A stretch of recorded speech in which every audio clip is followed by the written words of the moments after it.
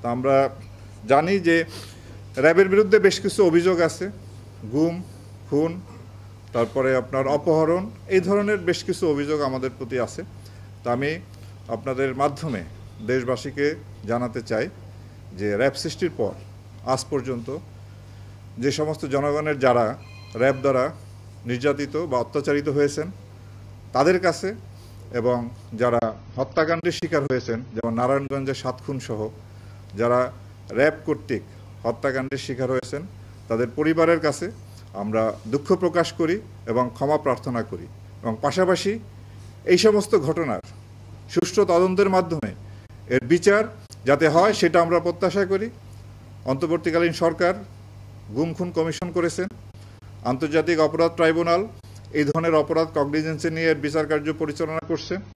তা আমরা আশা করব সুষ্ঠু নিরপেক্ষ তদন্তের মাধ্যমে আমাদের বিরুদ্ধে যে অভিযোগ আছে তার সুষ্ঠু তদন্ত হবে এবং এর বিচার হবে, এবং এইভাবেই আমাদের দায়মুক্তি সম্ভব। অন্য কোনোভাবেই আমরা এই দায় থেকে মুক্ত হতে পারবো না। কেবলমাত্র সুষ্ঠু তদন্ত এবং বিচারের মাধ্যমেই আমরা দায়মুক্ত হতে চাই।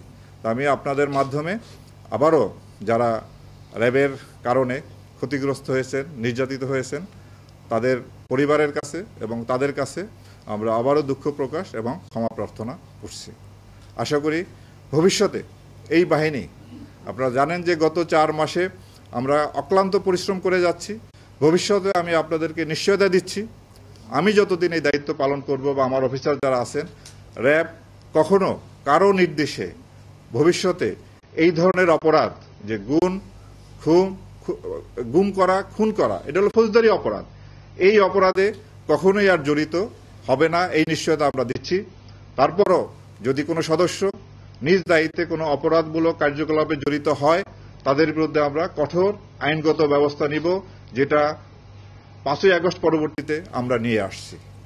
তা আমি আপনাদের কাছে বিনীতভাবে অনুরোধ জানাবো, আপনারা আমাদের এই দায়িত্ব পালনের ক্ষেত্রে আমাদের এই কাজে সহায়তা করবেন, এবং আমরা জনগণেরও সহায়তা প্রত্যাশা করি।